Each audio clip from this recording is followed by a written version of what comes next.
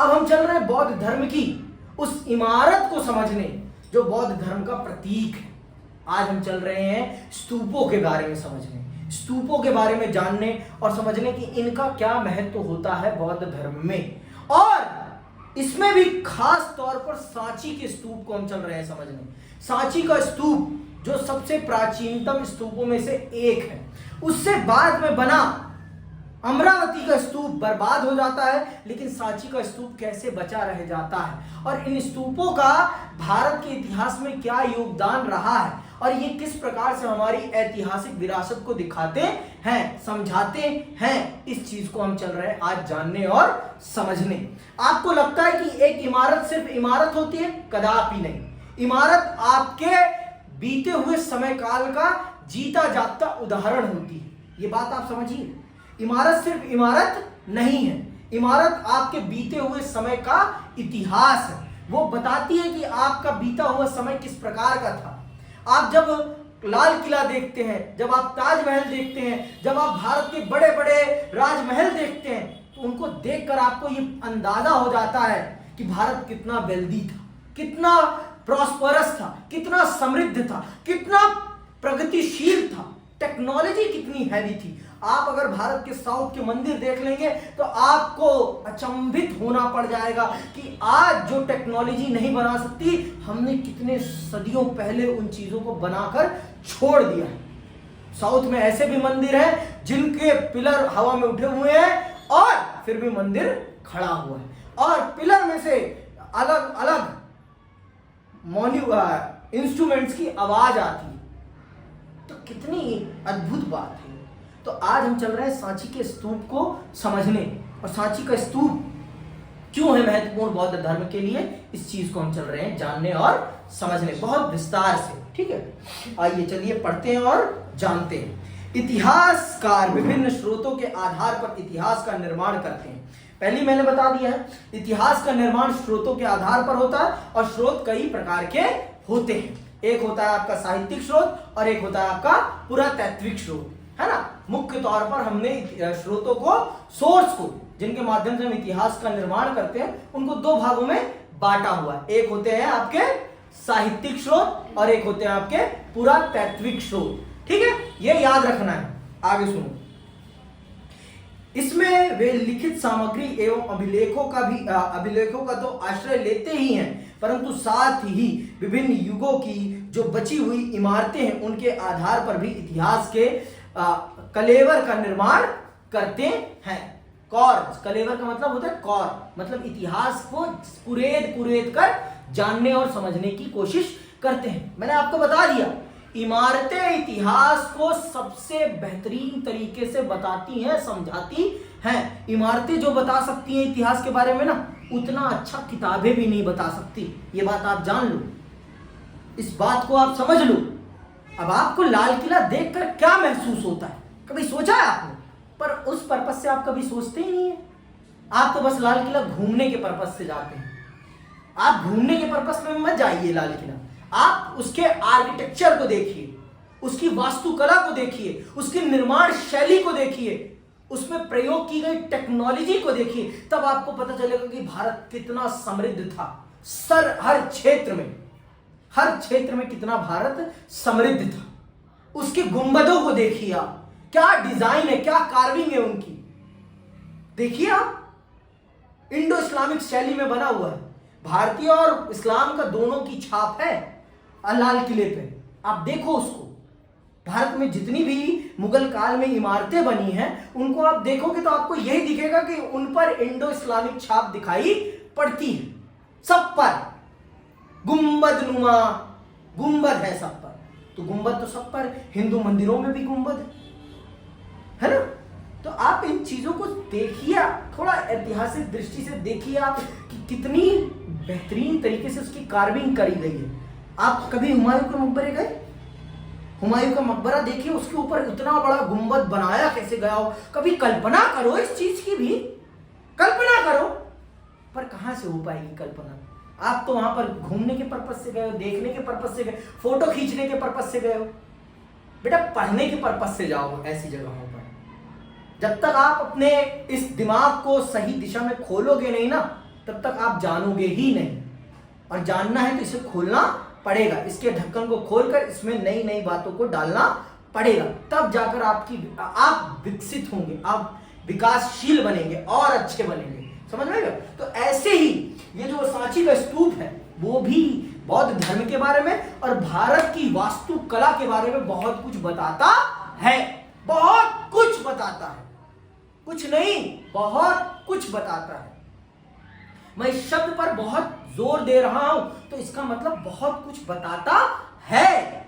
इसके माध्यम से जो हमें पता चल पाता है ना, मैं समझता हूं कि इतना तो हमें किताबों के माध्यम से भी नहीं पता चल पाता। आप बताइए, बौद्ध आपका जो सिंधु घाटी सभ्यता है उसकी खोज कैसे हुई? जमीन में उसके अवशेष मिले। अब कोई झुठला सकता है? किसी की औकात है कि झुठला दे कि हाँ भाई सिंधु घाटी सभ्यता नहीं थी?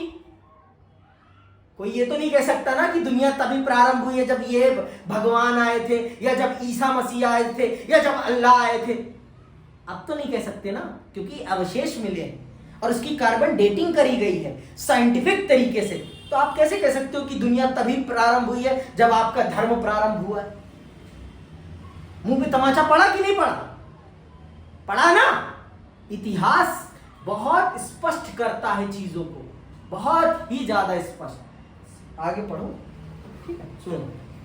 19वीं शताब्दी में फ्रांसीसी एवं अंग्रेज आदि जो यूरोपीय यहां पर आए, उन्होंने सांची के स्तूप के विषय में अत्यधिक दिलचस्पी दिखाई। सांची का पूर्वी तोरण द्वार सबसे अच्छी हालत में था, इसीलिए फ्रांसीसी और अंग्रेज दोनों ही चाहते थे कि इसे वे अपने अपने देशों के संग्रहालयों में जाकर प्रदर्शित करें, परंतु भोपाल के शासकों ने उसकी प्रकृति बनाकर इन यूरोपियों को दे दी। ये प्रकृतियां इतनी सुंदर थी कि दोनों ही इससे संतुष्ट हो गए।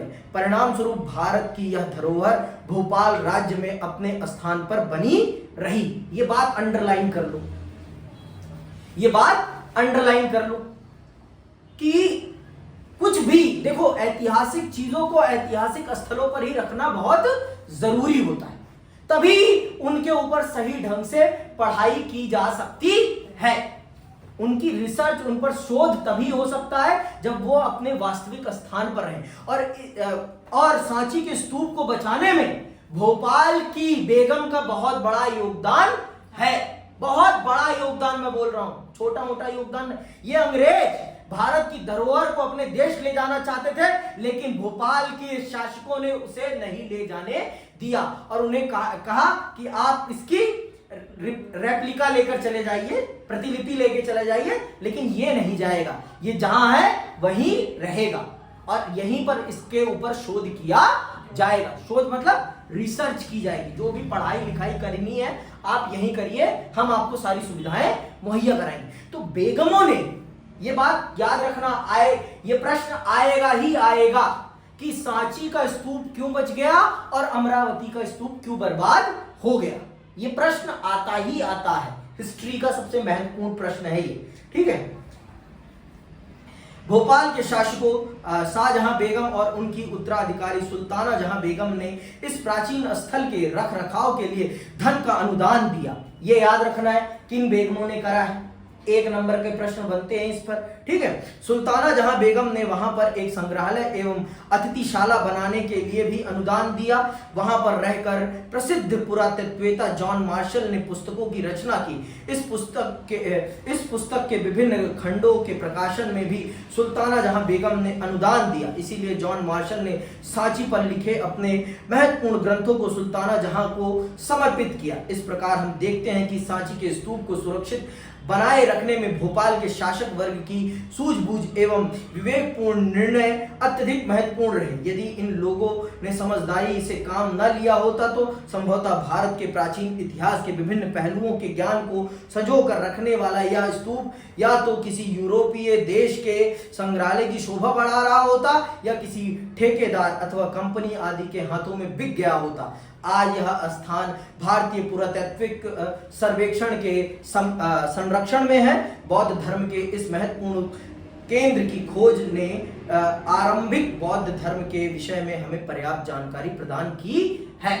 अब मान लो ये यहां से चला गया होता, इसे ले गए होते अंग्रेज तो क्या होता, हमें अपनी ही चीज देखने के लिए वहां जाना पड़ता, हमें अपना ही इतिहास समझने के लिए वहां जाना पड़ता, बर्बाद हो जाता। लेकिन दोनों बेगमों ने बहुत सूझबूझ के साथ इस बात को समझा और जाना कि इतिहास का महत्व तभी रहेगा जब वो इतिहास उसी स्थान पर बरकरार रहेगा जिस स्थान पर वो खोजा गया है। जिस स्थान पर वो खोजा गया है, अगर उसके अवशेष वहीं रहेंगे तभी वो ज्यादा महत्वपूर्ण बना रहेगा, नहीं तो उसका महत्व खत्म हो जाएगा। समझ में आई बात? तो इस चीज को दोनों बेगमों ने बहुत अच्छे से समझा और उसको संभाला और उसके ऊपर काम करने के लिए जॉन मार्शल को पैसे खूब दिए कि भाई तू काम कर और पता कर इसका क्या इतिहास है, इसका क्या इतिहास है, इसके पीछे की क्या कहानी है, सब पता कर और हमें बता और हमारे देशवासियों को भी बता। जो हमारे देशवासियों की ये बुद्धि बंद पड़ी है वो जाने कि क्या है चीजें, ये इनका क्या महत्व है इस देश के इतिहास में, इनका क्या योगदान है। तो इस स्तूप ने भारत के सबसे प्राचीनतम धर्मों में से एक बौद्ध धर्म के प्राचीन इतिहास को समझाने में बहुत बड़ी भूमिका निभाई, बहुत बड़ी जानकारी उपलब्ध कराई इसने।